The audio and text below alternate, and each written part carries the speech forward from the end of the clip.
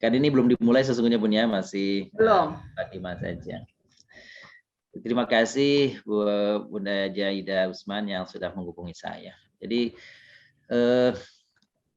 dengan Ustadz Almarhum Nur Hidayat, saya ini panjang persahabatan sama beliau itu panjang. Jadi dimulai tahun 1992.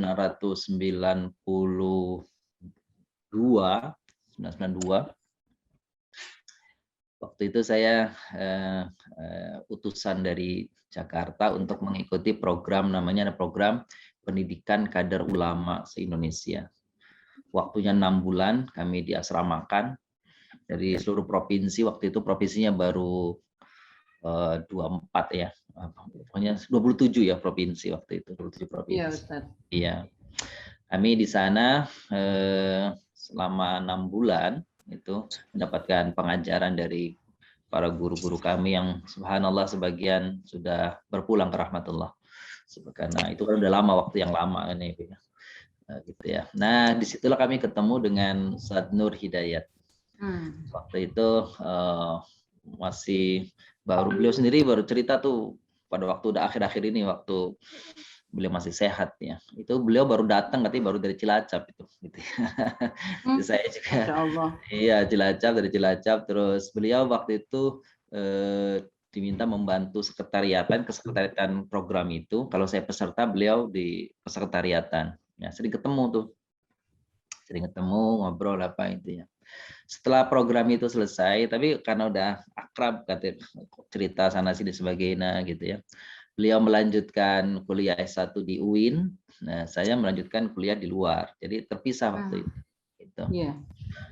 Nah, mungkin sekitar tahun 2000 berapa ya? 2004 udah berarti sekitar 12 tahunan kan gitu ya. Ternyata ketemunya itu waktu itu kami ada bukan pelatihan itu, jadi kami mendaftar sebagai PNS, dosen PNS begitu, ditugaskan dari kampus supaya mendaftar jadi dosen PNS gitu. Hanya kami ternyata diterima.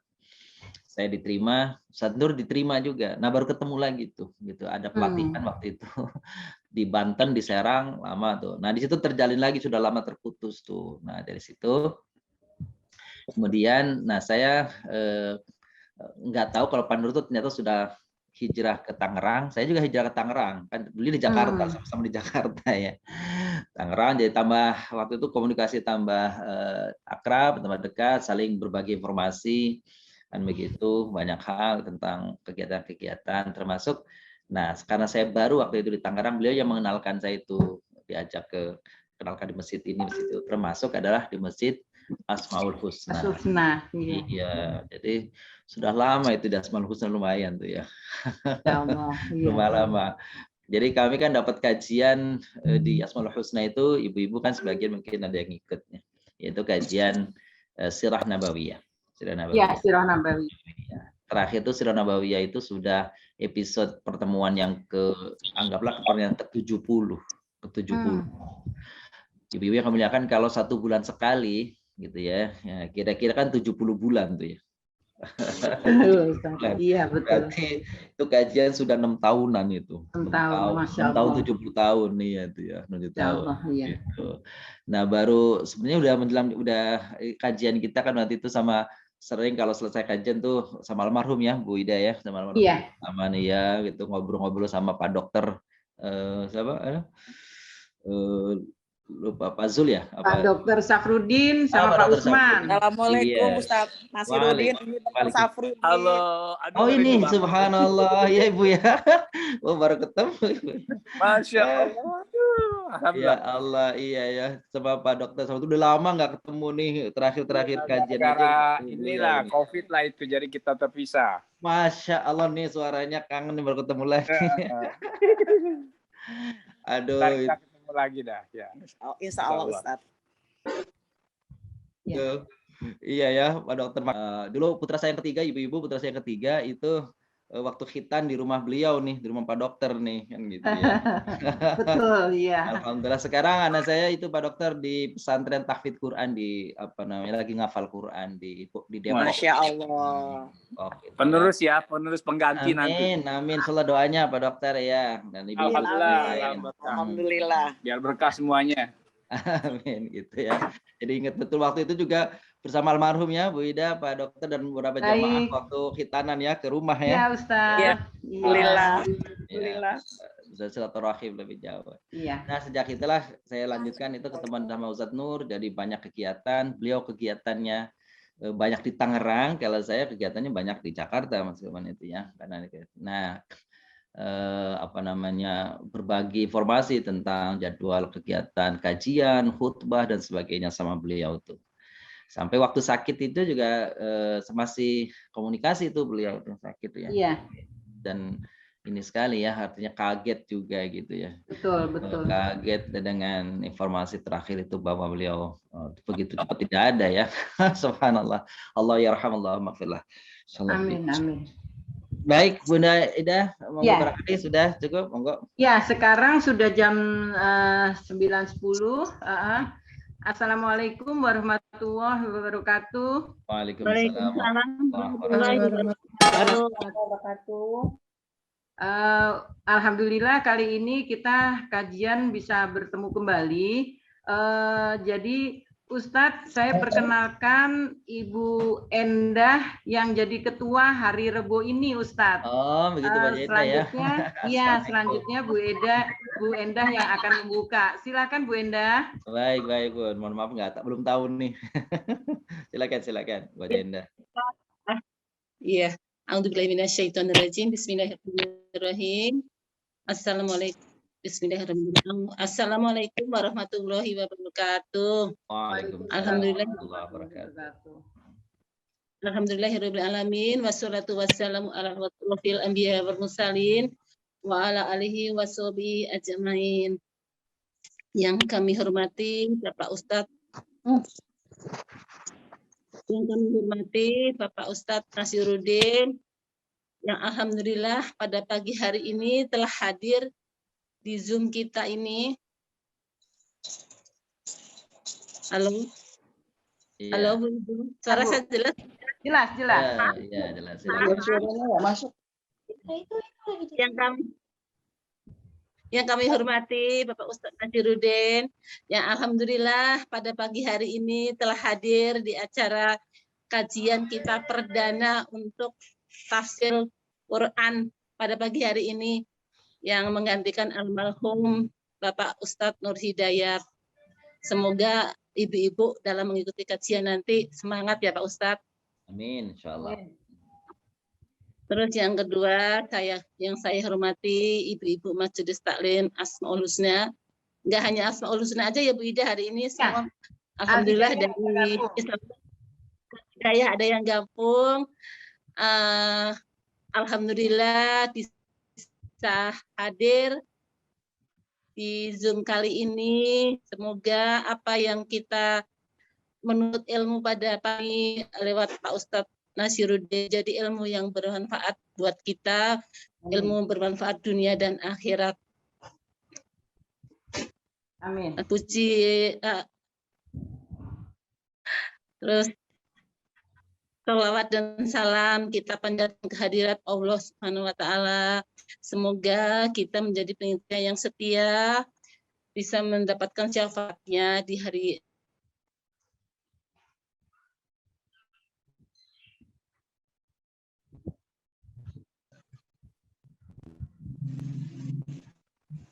Maaf Bu Ida, ini koneksi saya agak buruk. Selanjutnya, maaf ya Bu Ida, maaf Pak Ustadz. Selanjutnya, marilah ibu-ibu sebelum acara kita mulai ini, kita mulai dengan bacaan Bismillahirrahmanirrahim. Terus selanjutnya mungkin untuk saya serahkan waktunya kepada Ustadz untuk memulai pengajian perdana kita ini. Semoga kita tambah semangat, diberikan pemahaman dan kemudahan untuk menerima ilmu yang akan disampaikan oleh Pak Ustadz. Begitu aja Bu Ida dari kami. Semoga berjalan lancar ya Bu Ida. Ustadz, monggo waktu saya serahkan kepada Pak Ustadz. Baik, terima kasih Bu Ustadz, Haja. Ustadz, boleh nggak saya cerita sedikit sebelum Ustadz memulai? Monggo, Bang. Jadi gini Ustadz, saat Ustadz Nur masih ada, itu satu-satunya Ustadz yang saya tanya. Saya bilang, ini Ustadz lain nggak ada yang saya tanya, tapi pas saya dengan Ustadz Nur itu sudah seperti kakak adik. Apa-apa pokoknya Ustadz, Bu Ida yuk gini yuk gini yuk, ini yuk. Ustadz tuh selalu, atau kalau saya ada masalah selalu saya cerita dengan Ustadz. Nah, suatu saat itu saya tanya dengan beliau, Ustadz, kalau ngaji tafsir selain dengan Ustadz, saya dengan siapa ya? Itu beliau masih seger dan beliau nggak ada apa-apalah istilahnya gitu. Tapi saya tuh bingung kenapa saya tanya juga ke beliau gitu. Jawaban beliau itu kalau mau ngaji tafsir selain nama saya ya sama Ustadz Nasiruddin gitu. Ustadz Nasiruddin yang kajian subuh, saya bilang gitu. Iya, itu teman seperjuangan saya gitu kan. Nah, setelah beliau nggak ada, kami kan memang sangat kehilangan sekali karena beliau itu ngayomin kami, ngayomin kita semua, Ustadz, gitu. Nah, saya itu keinget terus omongan beliau itu. Nah, sebelum saya hubungin Ustadz, saya itu tanya sama Ibu Ida, istri beliau, Bu, saya pernah nanya Ustadz, kok jawabannya Ustadz Nasiruddin? Saya kan belum terlalu kenal sama Ustadz, saya bilang gitu. Itu sebelum masih jauh tuh Ustadz. Terus kata Ibu Ida menerangkan seperti yang tadi Ustadz ceritakan. Jadi saya rasanya tuh sampai berbes mili gitu. Makanya setelah ibu-ibu, ayo tafsir sama siapa nih, tafsir sama siapa, dan saya yakin menyebutkan nama Ustadz. Makanya setelah itu saya menghubungin Ustadz gitu, Ustadz. Jadi Ustadz Nur itu sebelum beliau wafat, waktu Pak Usman wafat itu pernah ngasih ketausiah di rumah, dan beliau itu ngomong setelah Pak Usman mungkin bisa jadi saya, dibilang gitu. Ternyata 23 Desember beliau nggak ada, yang di dalam benak kita itu beliau itu masih muda, sangat semangat, dan ibaratnya tuh betul-betul penyemangat kita semua gitu Ustadz. Jadi bagi kami yang murid-murid tafsir itu terus terang itu sampai kemarin itu masih rasanya itu masih campur aduk lah gitu loh. Makanya dengan kajian ini memang Ustadz lah yang disebut oleh Ustadz Nur bahwa Ustadz yang melanjutkan kajian tafsir ini. Gitu Ustadz yang saya mau ceritakan. Monggo selanjutnya Ustadz mulai tausiah. Terima kasih Bu Haja. Subhanallah, ini jadi tambah berat nih beban saya ini. Bismillahirrahmanirrahim. Assalamualaikum warahmatullahi wabarakatuh. Waalaikumsalam. Nahmaduhu subhanahu wa ta'ala ala ma an'amana min ni'matil imani wal islam. Asyhadu an la ilaha illallah wahdahu la syarikalah ala ma anzala alaina al-Qur'an. Wa asyhadu anna Muhammadan abduhu wa rasuluh nabiyyun wa rasulun unzila ilaihi al-Qur'an. Allahumma shalli wa sallim wa barik ala nabiyina. Sepatunya jangan dicoret ya. Wa rasul azim nabiyina wa maulana Muhammadin wa ala alihi wa sahbihi ajma'in, amma ba'd. Subhanaka la ilma lana illa ma 'allamtana innaka antal alimul hakim. Wa tub alaina ya maulana innaka antat tawwabur rahim. Wa 'allimna min ladunka ilman nafi'a ya dzal jalali wal ikram. Ayo sayyidat, ibu-ibu, jamaah pengajian Masjid Asmaul Husna dan juga pengajian-pengajian yang lain yang barangkali mohon maaf tidak bisa kami sebutkan namanya masing-masing tanpa berkurang sedikit pun ta'zim dan ihtiram dari kami kepada Bapak Ibu semuanya. Yang saya hormati pembawa acara Bu Haja Endah dan koordinator Bu Haja Ida. Alhamdulillah ini kali pertama saya bersilaturahim dengan ibu-ibu semuanya di kajian tafsir. Kalau judulnya Ummahat Asmaul Husna gitu ya. Tapi ternyata tadi disebut banyak dari tempat yang lain. Barangkali juga mungkin Bu Haja Ida, mohon maaf nih ada beberapa jamaah saya karena saya share di ini nih, saya share di Boleh, monggo. Ada kayaknya ada jamaah saya ini, ada jamaah saya dari Joglo kayaknya ini ya. Iya. Gitu. Iya. Jadi ya saya sih nggak mengundang, cuma saya men-share status saja ternyata ikut kali ya. Jadi mohon maaf kalau nanti ternyata ada yang gabung, mudah-mudahan memberi manfaat dan ini jariah kepada para koordinator dan para penyelenggara ini ya semuanya ya. Alhamdulillah Ustadz, amin. Baik, ibu-ibu yang kami muliakan, sebelum kita mulai kajian kita, marilah kita terlebih dahulu untuk memperoleh keberkahan ayat Al-Quran. Kita membuka terlebih dahulu kajian kita, ta'lim kita, silaturahim kita ini dengan membaca umul kitab, surah Al-Fatihah dengan harapan semoga ilmu yang akan kita dapatkan hari ini memberi manfaat bagi kita dunia wal akhirah dan Allah ridha terhadap apa yang kita kaji. Biniyatil Fatihah. A'udzubillahi minasyaitonir rajim. Bismillahirrahmanirrahim. Alhamdulillahirabbil alamin, arrahmanir rahim, maliki yaumiddin. Iyyaka na'budu wa iyyaka nasta'in. Ihdinas siratal mustaqim. Siratal ladzina an'amta 'alaihim ghairil maghdubi 'alaihim waladdallin. Amin. Baik, Ibu yang muliakan, mohon izin saya akan menampilkan tayangan di layar Bapak Ibu semua. Kajian tafsir kita hari ini seperti yang disampaikan kepada saya oleh Bu Haja Ida, yaitu awal surah, bukan awal surah maksud saya, awal juz 11. Nah, ini meneruskan saja apa yang almarhum Dr. Al-Hajj Nur Hidayat ya di kajian tafsir ini.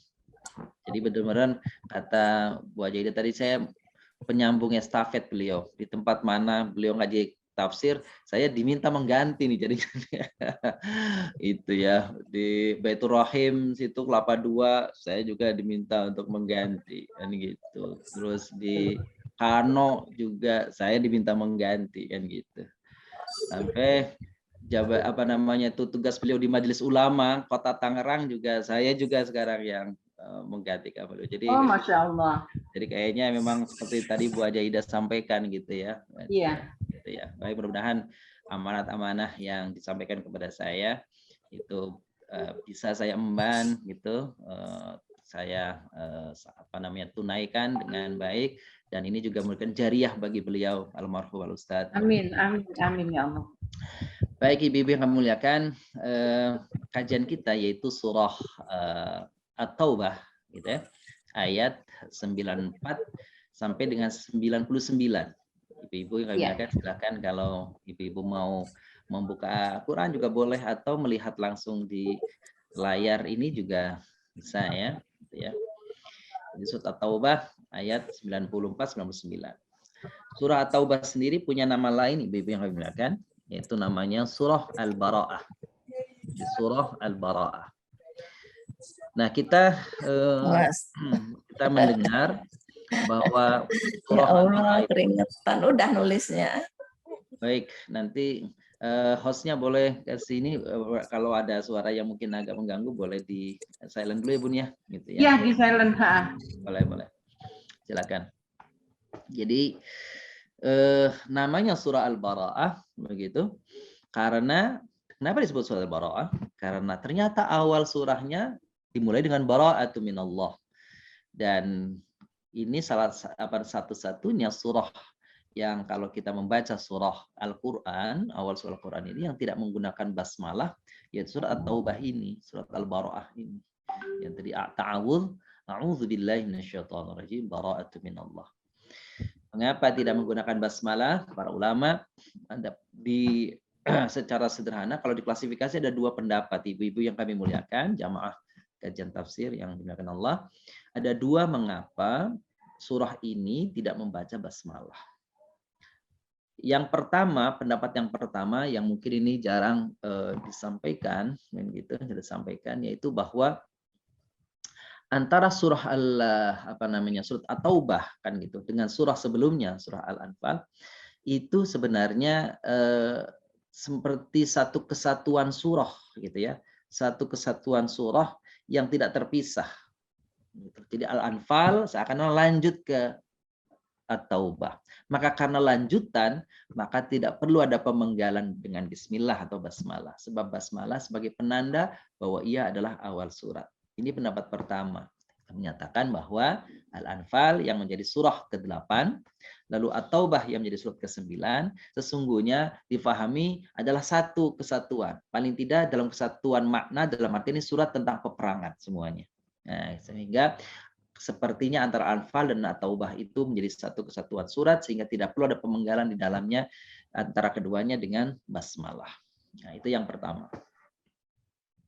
Yang kedua ini yang masyhur di kalangan para ulama, ibu-ibu yang kami muliakan, bahwa surah At-Taubah ini berbicara tentang peperangan.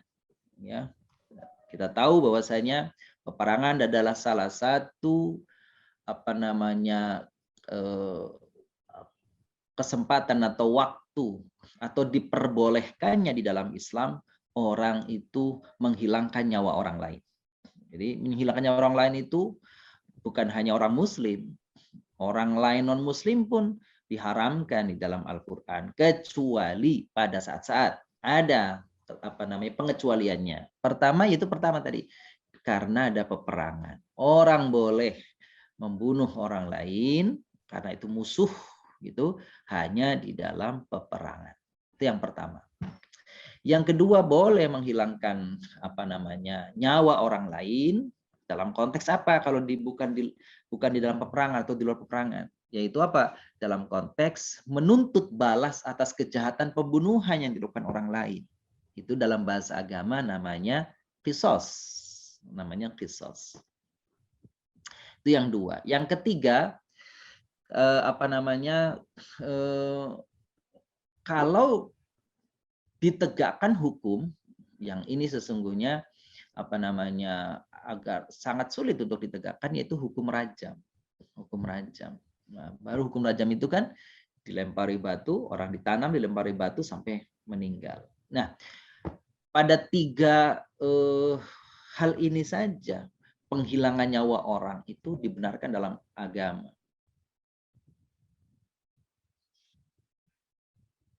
Dengan hak. Nah, haknya itu yang tiga tadi itu. Peperangan, qisas, dan tadi rajam di dalam perzinahan, yaitu perzinahan dilakukan oleh dua insan yang sudah masing-masing atau bagi yang sudah menikah, gitu ya, masih menikah dan sebetulnya ikatan dengan yang lain. Baik, kita kembali lagi tadi. Itulah mengapa karena di dalamnya ada pembunuhan, ada kekerasan, ya. Tidak layak kekerasan itu, pembunuhan itu diucapkan di dalamnya adalah nama Allah yang Maha Rahman yang Maha Rahim. Bismillahirrahmanirrahim. Maka itulah sebab mengapa Al-Bara'ah atau At-Taubah tidak menggunakan basmalah Bismillahirrahmanirrahim. Begitupun bagi bapak-bapak, kebetulan di sini kan yang rata-rata ibu-ibu ya, bapak-bapak. Kalau menyembelih hewan udhiyah, hewan kurban atau sembelihan menyembelih ayam kan gitu ya, kecuali kalau ibu-ibu yang berani kan gitu. Kalau ada yang berani gitu. Kalau di tempat saya nih Bu, di pasar sini, saya rumahnya di luar kompleks Seknek Sekretariat Negara di Kebonan, ada kompleks Sekretariat Negara. Saya di belakang itu ada ada tempat jualan ayam. Saya lihat yang menjual ibu-ibu yang bantu anaknya, perempuan juga kan gitu. Itu yang nyembelih berarti ibu-ibu itu ya. Hebat banget ya. Tegar kuat ya. Saya kira ibu-ibu rasanya kayaknya nggak berani menyembelih ayam gitu ya. Itu puluhan ayam disembelih kan gitu ya. Jadi kalau menyembelih ayam itu kan bacanya cuma bismillah saja gitu ya, bukan Bismillahirrahmanirrahim kan gitu ya, Bismillah saja gitu. Nah itu ya. Baik, kita kembali. Jadi itulah mengapa surat At-Taubah atau surat Al-Bara'ah tidak menggunakan lafaz atau kalimah Bismillahirrahmanirrahim untuk mengawalinya. Kita lanjutkan. Nah, ini ayatnya, ya, ibu-ibu yang kami muliakan, ini ayatnya. Ada berarti ada dari 94, ada 6 ayat yang kita baca ini ya. Ya'taziruna ilaikum idza raja'tum ilaihim. Baik, dan seterusnya sampai dengan innallaha ghafurur rahim. Nah, gitu ya.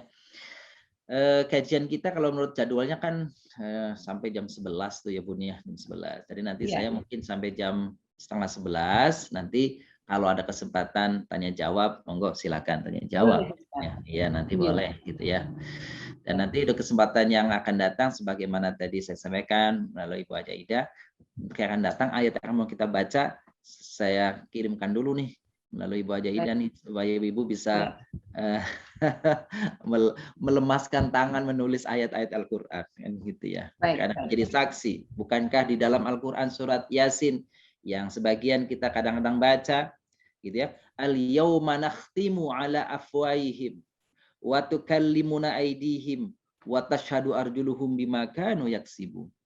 Al-yawma, nanti di kiamat nanti, pada hari ini kata Allah, nakhtim ala afwahim, kami tutup, kami kunci mulut-mulut mereka, karena mulut-mulut dulu dunia yang sering barangkali berdusta, gitu ya, mudah sekali mengucapkan sumpah, tetapi sesungguhnya di dalamnya kedustaan, kebohongan. Maka hal yang sering gitu ya, bukan dusta tadi dikunci, Allah ditutup. Tukallimuna aidihim, yang berbicara adalah tangan-tangan mereka. Tangan kita berbicara. Wa tashhadu arjuluhum, dan kaki-kaki menjadi saksi bima kanu yaksibun, atas apa yang mereka lakukan dulu. Bahkan ulama yang lain mengatakan yang akan menjadi saksi bukan hanya kaki, semua anggota tubuh kita akan mempersaksikan kita nanti di akhirat tentang apa yang kita lakukan. Maka ketika jari tangan ini menuliskan ayat-ayat Allah dengan barangkali kesulitan, susah payah barangkali, tapi nanti di akhirat tangan kita akan bersaksi di depan Allah. Ya Allah, mungkin dulu tangan ini pernah menulis A, B, C, D, pernah menulis ini dan itu, tetapi persaksikan bahwa ini tangan pernah menulis pula ayat-ayat-Mu ya Allah. Bukan hanya membaca mulut ini, bukan hanya melihat mata ini, tapi tangan ini pernah kami juga tuliskan ayat-ayat-Mu, meskipun barangkali mungkin tidak banyak. Nah, barangkali itulah kesaksian yang akan kita harapkan nanti di akhirat. Bapak Ibu muliakan. Baik, ada ayat 94. Kita mulai. Ayat 94. A'udzu billahi minasyaitonir rajim. Ya'taziruna ilaikum idza raja'tum ilaihim. Qul la ta'tadhiru lan nu'mina lakum qad nabba'ana Allahu min akhbarikum. Wa sayarallahu 'amalakum wa rasuluhu thumma turadduna ila 'alimil ghaibi wasyahadah fayunabbi'ukum bima kuntum ta'malun. Itu ayat 94. Nah, nanti ibu-ibu yang kami muliakan, apa yang saya tuliskan, saya tampilkan di sini. Nanti silakan kalau berkenan nanti saya kirimkan melalui Ibu Haja Ida setelah selesai acara ini. Kalau ingin barangkali memperbanyak sendiri untuk sendiri, mengcopy untuk sendiri, silakan, kan gitu ya. Tapi hal-hal yang pengen catatan-catatan boleh juga silakan, gitu ya. Nah, materi nanti akan saya kirim. Ya'taziruna itu artinya uzur, ya. Menyampaikan uzur, memberikan uzur. Jadi kalau di dalam bahasa Arab, ibu-ibu memuliakan, ya'tazirun itu namanya fi'il mudhari. Fi'il mudhari, gitu ya. Fi'il mudhari itu, bahasa Arab itu mengklasifikasi kata kerja itu berdasarkan waktunya itu menjadi 3 kelompok, 3 klasifikasi, 3 bagian. Ada pertama klasifikasi waktu masa lampau. Dalam bahasa Inggris past, ya, past atau past tense, past verb. Ya, kata kerja lampau itu namanya dalam bahasa Arab fi'il madhi, ya. Lalu ada fi'il, ada kata kerja yang waktunya menunjukkan waktunya itu sekarang atau sedang berlangsung, akan datang, dan kebiasaan. Nah, gitu ya. Jadi ada kata kerja yang waktunya itu berkaitan dengan sekarang, akan datang, dan merupakan rutinitas kebiasaan lalu masa sekarang, masa akan datang. Jadi kalau Allah berfirman di dalam Al-Qur'an, yakhluqu ma yasha'u wa yakhtar. Yakhluqullahu misalkan. Allah mencipta, itu menggunakan bentuk mudhari, bentuk present and continuous. Ya, present and continuous. Ya sekarang ya berlangsung terus gitu. Jadi kata Allah menciptakan menggunakan kata fi'il mudhari karena dulu ya Allah mencipta, sekarang ya Allah mencipta, yang akan datang juga Allah mencipta sesuai kehendaknya. Juga di dalam ayat yang yarzuqu may yasha, Allah memberi rizki menggunakan bentuk pola kedua, present and continuous. Ya, present and continuous. Kan gitu. Apa artinya? Bahwa Allah memberi rezeki itu ya dulu memberi rezeki kepada makhluknya, ya sekarang Allah memberi rezeki kepada makhluknya, ya akan datang juga Allah memberi rezeki kepada makhluknya. Nah, itulah digunakan bentuk kata mudhari', present and continuous, gitu ya. Dan yang terakhir kata kerja perintah atau dalam bahasa Arab namanya fi'il amr. Nah, di ayat ini ya'taziruna ilaikum, gitu ya. Jadi artinya mereka orang-orang munafik. Jadi ibu-ibu yang kami muliakan, sebenarnya ayat-ayat yang sedang kita baca ini dan mungkin ayat-ayat yang sebelumnya yang sudah dijelaskan oleh Ustaz Nur Hidayat, itu berbicara tentang peperangan. Peperangan yang terjadi di sini adalah peperangan Tabuk. Ya, perang Tabuk, perang yang luar biasa itu memerah tenaga, pikiran, biaya, segala-galanya pokoknya pecak ya gitu ya, luar biasa perang Tabuk itu. Nah, itu ternyata orang-orang di Madinah itu kan disebut kalau bahasa sekarang itu kota metropolitan, ibu-ibu ya, metropolitan. Kenapa? Karena di Madinah itu berbagai ras ada di situ, berbagai keyakinan ada di Madinah. Ada orang Nasrani, ada orang Yahudi, ada orang mukmin, ada orang kaum paganis. Kaum paganis itu orang-orang penyembah berhala itu, musyrikun, ada juga di situ. Macam-macam di situ di Madinah. Tidak seperti waktu di Mekah. Kalau di Mekah itu yang berjaya itu ya orang-orang musyrik, orang-orang Yahudi nggak kedengeran di sana. Bahkan disebut mungkin tidak ada, dalam Nasrani ada. Nah, di Madinah itu ada 3 kelompok Yahudi besar. Kalau ibu-ibu mengikuti kajian Sadirah Nabawiyah kita dulu ya, ada bangsa kaum Bani Nadir, Qainuqa, Quraizah, itu 3 suku besar yang hidup di Madinah. Karena di Madinah itu hidup berbagai ras, berbagai agama, berbagai suku. Maka Rasulullah Shallallahu Alaihi Wasallam begitu hadir di Madinah, beliau tahu ini ada potensi perpecahan, ini ada potensi pertikaian. Maka apa yang beliau lakukan di awal-awal kehadiran beliau di Madinah adalah membuat satu kesepakatan, ya, satu perjanjian yang dikenal namanya Perjanjian Madinah atau orang dikenal Piagam Madinah. Tuh, ibu muliakan. Jadi di dunia ini yang saya baca di dalam literatur, Piagam Madinah itu adalah konsensus, ya, adalah kitab perjanjian pertama di dunia yang ada yang dituliskan. Jadi kalau perjanjian Piagam PBB itu kan tahun abad 19 ke sini ada baru Piagam PBB. Apalagi disebut Konstitusi Amerika, Konstitusi Inggris itu tahun 1000-an, 1600, 1700. Ini Muhammad Rasulullah SAW tahun 600-an sudah melakukan satu pembukuan, pembuatan piagam perjanjian, dan di dalamnya adalah hak-hak yang disebut sekarang hak asasi manusia. Maka kalau kita pernah dengar itu Prof. Yusril Iza Mahendra itu, beliau disertasinya itu dokter itu tentang Piagam Madinah.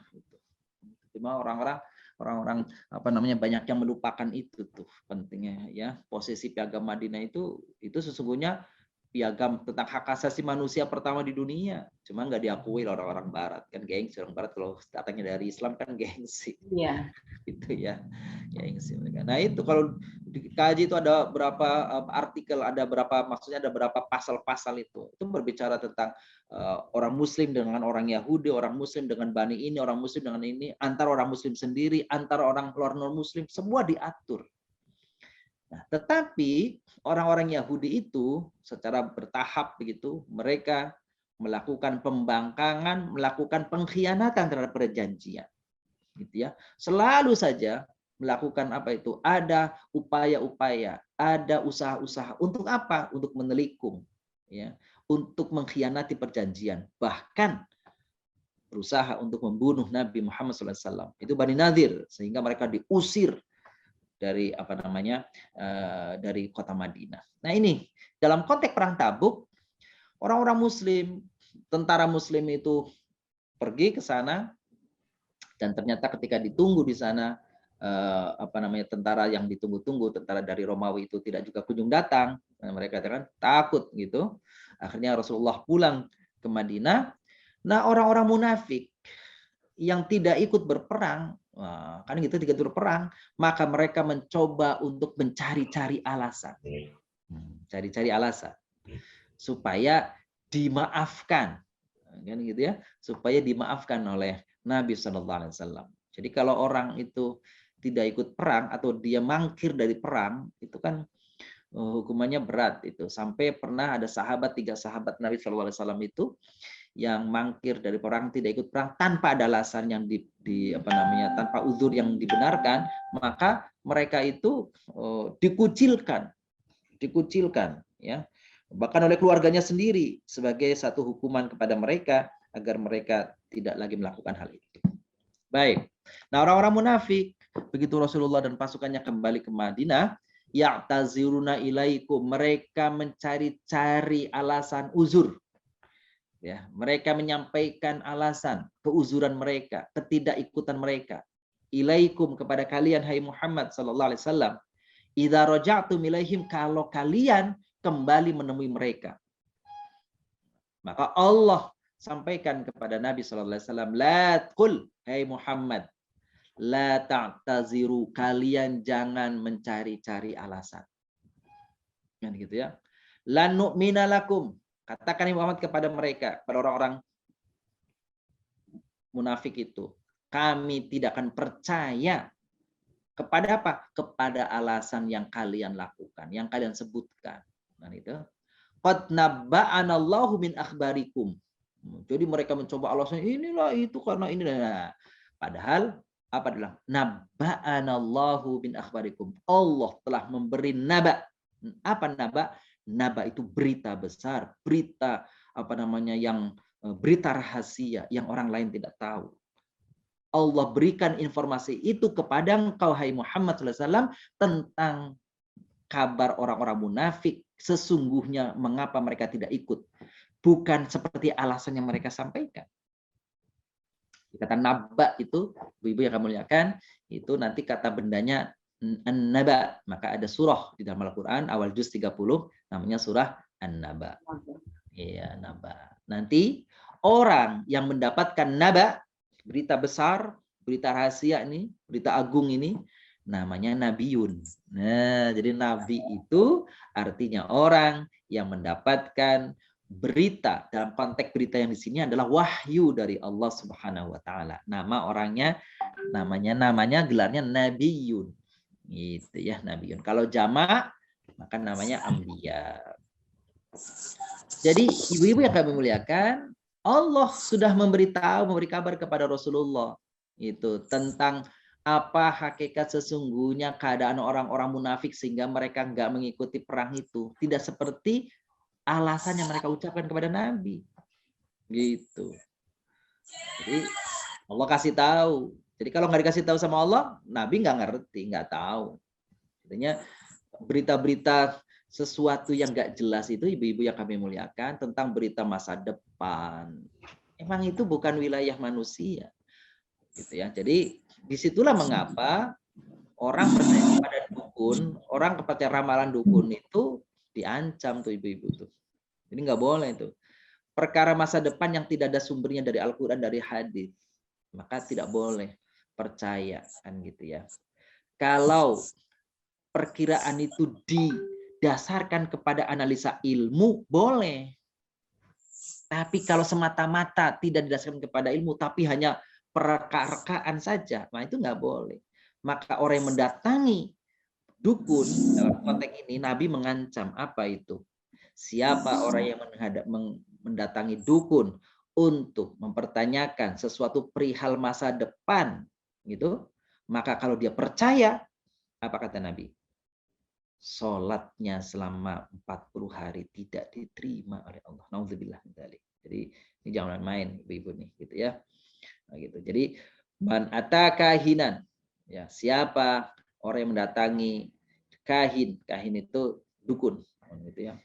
Maka kalau dia lalu mempercayainya, tsumma saddaqahu bima qala, dia membenarkan apa yang diucapkan, maka tidak diterima sholatnya 40 hari. Begitu, ya.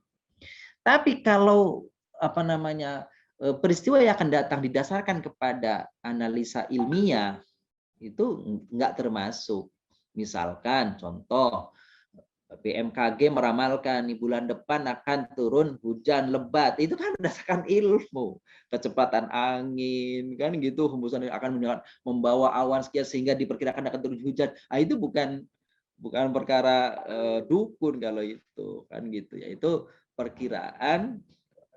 Orang dulu namanya ramalan ya, maka sekarang bukan ramalan ibu-ibu, dulu ramalan cuaca, kalau dulu tuh namanya ramalan, sekarang bukan perakiraan cuaca. Jadi bukan ramalan karena didasarkan pada ilmu. Yang nggak didasarkan pada ilmu ya nggak boleh. Wangsit, orang datang ke kuburan terima wangsit, itu nggak boleh kan gitu. Percaya kepada apa? Hal-hal yang gaib itu percaya kepada Al-Quran, kepada hadis, itu aja. Kalau nggak disebutin Al-Quran dan hadis ya tidak usah percaya, biarkan kita serahkan sama Allah informasinya. Apa orang lain bisa tahu? Bisa. Dari mana? Dari setan. Maka tidak boleh mempercaya karena itu sumbernya. Bisa benar, bisa tidak benar. Wa sayarallahu amalakum wa rasuluhu tsumma turadduna ila alimil ghaibi wasyahadah fayunabbi'ukum bima kuntum ta'malun. Dan Allah akan melihat perbuatan kalian, hai orang-orang munafik. Wa rasuluhu, dan juga rasulnya. Nah, ini unik, ibu-ibu yang muliakan. Sengaja saya pisahkan, itu ada biru ya, Allah dan rasulnya. Kenapa tidak kalimatnya wa sayarallahu langsung wa rasuluhu? Kenapa? Karena memang pengetahuan antara yang diketahui Allah dan ketahui rasulnya ada jarak, maka dipisahkan. Gitu. Jadi itu para ahli tafsir mengatakan kenapa pemenggalan kata amalakumnya menjadi objek kok dikedepankan? Harusnya objek itu kan di belakang. Rasul itu kan subjeknya. Allah dan Rasul subjeknya. Tapi objeknya kalau dikedepankan setelah Allah. Rasulnya dikebelakangkan. Kenapa? Rahasianya menurut para ulama ahli tafsir. Kenapa? Karena pengetahuan yang dimiliki oleh Allah berbeda dengan pengetahuan yang dimiliki Rasul. Maka ada pemenggalan seperti diberi jarak oleh Allah. Allah akan mengetahui amalan-amalan orang-orang munafik, demikian juga Rasulnya. Tapi pengetahuan Rasul sangatlah sedikit dibanding apa yang diketahui oleh Allah. Maka di atas yang hijau tadi, min akhbarikum, begitu, yang Allah beritahu kepada Rasul hanya beberapa berita saja, tidak semuanya. Maka kata min di dalam Al-Quran, yang artinya dari, bisa juga diterjemahkan artinya sebagian. Hanya sebagian berita, hanya sebagian alasan, hanya sebagian keadaan yang diinformasikan oleh Allah kepada Rasulnya. Tidak semua-semuanya diberitahu. Nah, itulah, jadi begitu ibu-ibu memuliakan, penggunaan kata, pemenggalan kata dalam Al-Quran itu punya pesan, punya hikmah masing-masing di dalam pemahamannya. Tsumma turadduna ila alimil ghaibi wasyahadah. Tsumma itu artinya kemudian. Kenapa bukan dan, tapi kemudian? Karena boleh jadi mereka menganggap diri akan hidup masih lama di dunia. Tapi kelak, kemudian nanti, kelak nanti, turoduna, kalian akan dikembalikan kepada alimil ghaibi, kepada zat yang mengetahui hal-hal yang gaib dan hal-hal yang syahadah, hal yang nyata.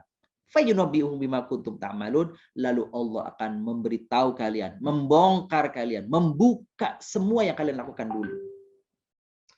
Ini untuk zaman sekarang, ibu-ibu yang kami muliakan, membongkar peristiwa-peristiwa lalu itu, ternyata sekarang dengan ada teknologi saja, kita ini, manusia saja bisa melakukan. Apa namanya, ada jejak digital. Kan gitu. Kalau orang pernah mengunggah tulisan, mengunggah foto, mengunggah apa, 5 tahun yang lalu, 10 tahun yang lalu, itu masih bisa dilacak. Itu teknologi. Bagaimana teknologi? Itu teknologi manusia. Gimana teknologinya Allah maksudnya ya? Gimana kekuasaannya Allah? Waduh, detail-detail akan ketahuan semua, dipertontonkan. Maka banyak barangkali dosa-dosa kecil yang kita lakukan. Maka kita dianjurkan selalu beristighfar kepada Allah selain sholat. Ya, setelah sholat itu dianjurkan beristighfar. Ibu-ibu muliakan, ini kesempatan juga nih di hari ini ya, ibu-ibu, saya yakin nih sebagian barangkali yang tidak ada uzur sedang melakukan puasa nih, puasa Tasu'a ya. Puasa besok Asyura gitu ya. Jadi puasa Asyura itu meskipun namanya Asyura, puasa tanggal 10 bulan Muharram, tapi anjurannya jangan Asyura sendirian, jangan tanggal 10 sendirian berpuasanya.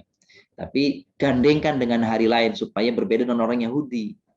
Gitu ya, orang Yahudi, maka kita mendahulukan tanggal 9 dan tanggal 10. Ada yang tanggal 10 dan tanggal 11. Ada yang 9, 10, 11. Nah, apa ketika ditanya tentang faidah, fadilah gitu. Itu fadilah daripada ibadah puasa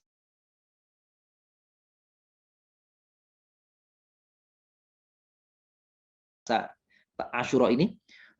Di Asyura ini, puasa tanggal 10, 9, 10 ini, apa? Bisa menghapuskan dosa 1 tahun yang lalu. Wah, subhanallah. Dosa 1 tahun yang lalu. Nah, inilah barangkali ada dosa-dosa yang kita lupa bertobat kepada Allah, dosa-dosa yang kita lupa, lupa memintakan ampunannya kepada Allah. Maka dengan cara seperti ini, berpuasa yang dianjurkan Rasulullah, beristighfar, tidak merasa bahwa lah saya nggak ada dosa sih, enggak. Jadi jangan menunggu, karena banyak barangkali dosa-dosa yang kita tidak sadari, tapi di mata Allah merupakan bagian daripada dosa. Maka kita beristighfar. Itu ayat 94. Kita lanjutkan Bapak Ibu. Ibu-ibu yang kami muliakan ini. Ayat 95. Sayahlifuna billahi lakum idzan qalabtum ilaihim litu'ridu anhum fa'ridu anhum innahum rijs wa ma'wahum jahannam jazaa'an bima kanu yaksibun. Masih terkait dengan yang lalu. Orang-orang munafik itu ketika Rasulullah datang dari perang Tabuk, gitu ya. Lalu kemudian datang ke Madinah, mereka mengutarakan alasan-alasan mereka. Rasulullah tidak percaya. Apa yang mereka lakukan? Yahlifuna billah. Apa yahlifuna billah? Mereka bersumpah dengan nama Allah. Demi Allah, wallahi, begitu ya. Untuk apa fungsinya? Agar Nabi percaya dengan alasannya, gitu ya. Padahal itu Allah sudah kasih tahu bahwa sumpahnya dusta, ya, sumpahnya itu dusta, gitu ya. Fa'aridu anhum, gitu ya. Maka nyahkan mereka itu, jangan terima mereka itu, ya. Biarkan mau sumpah mau apa, jangan terima. Hei Nabi, jangan terima sumpah mereka itu. Kenapa? Karena sumpah mereka itu tetap saja hanya untuk menyelamatkan diri dari kesalahan. Tuh. Innahum rijs, karena mereka itu adalah orang yang kotor. Al-Quran menyebutnya orang munafik itu orang kotor. Wa ma'wahum jahannam, dan tempat kembali mereka adalah jahannam. Kenapa? Jazaan, sebagai balasan bima kanu yaksibun, atas apa yang dulu mereka lakukan.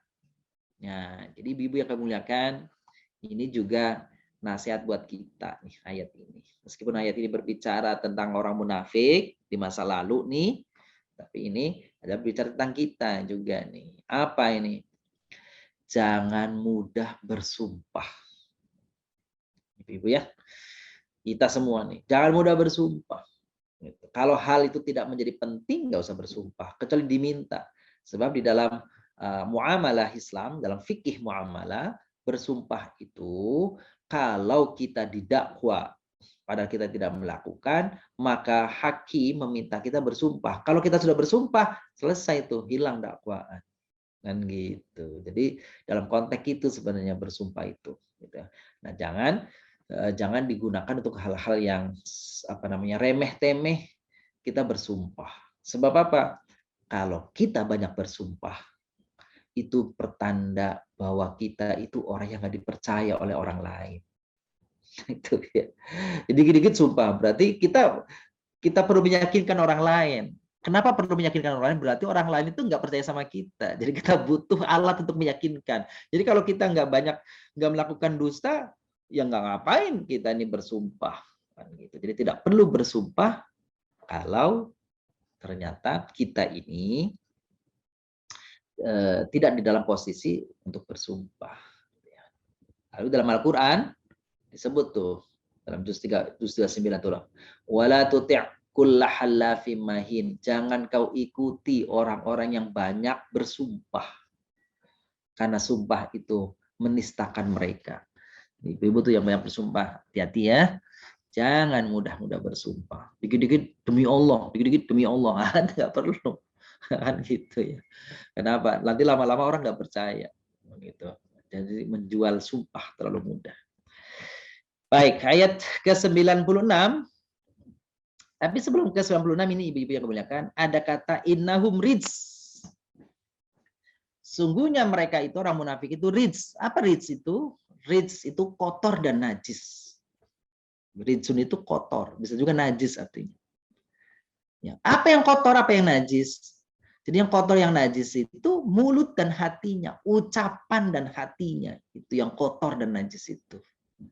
Bukan kotor badan dan fisiknya atau raganya, bukan.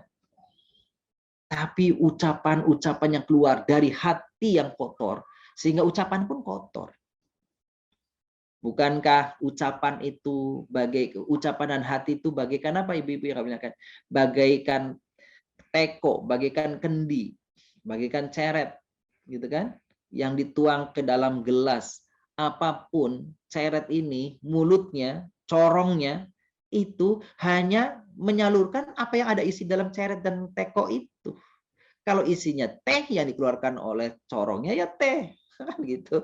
Yang keluar di dalam ceret-ceretnya itu susu, ya kopi dan sebagainya. Jadi mulut itu hanya media, saluran, jembatan apa yang ada dalam hati. Kalau orang bahasanya kotor, sesungguhnya hatinya memang kotor. Jadi nggak bisa orang mengatakan begini, Bu, dia mah mulutnya doang yang jelek, hatinya mah baik. Ya nggak bisa begitu. Kok bisa ya mulutnya doang yang kotor, hatinya mah baik? Yang mulut itu penjelmaan dari hati.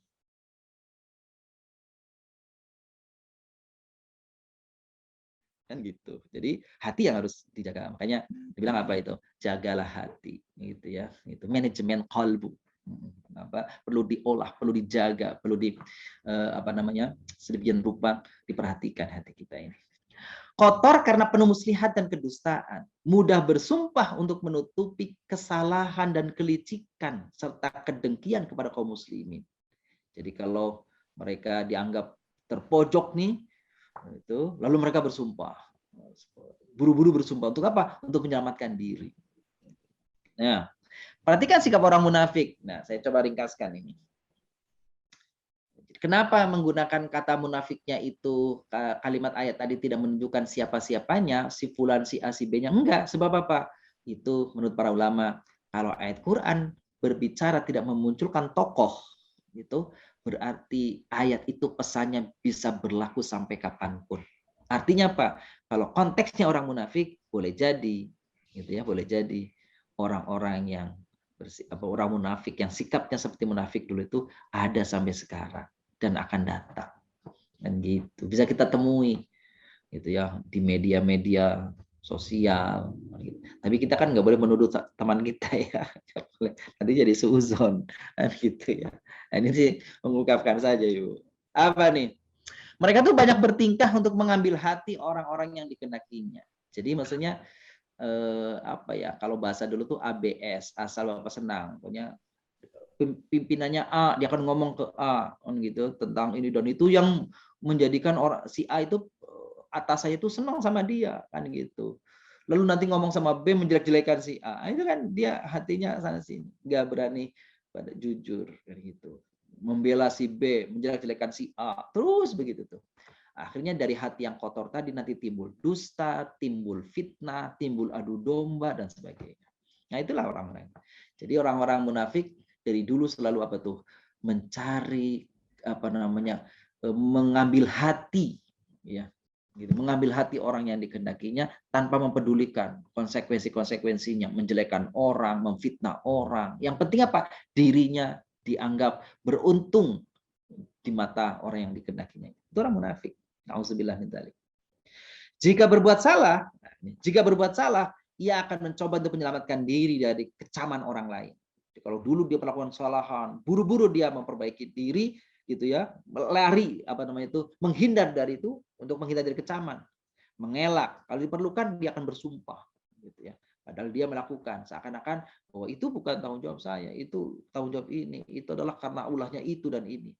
Dia cuci tangan, gitu ya. Kalau perlu dia akan menyingkirkan diri untuk beberapa waktu supaya tidak lagi kecaman itu diarahkan kepadanya.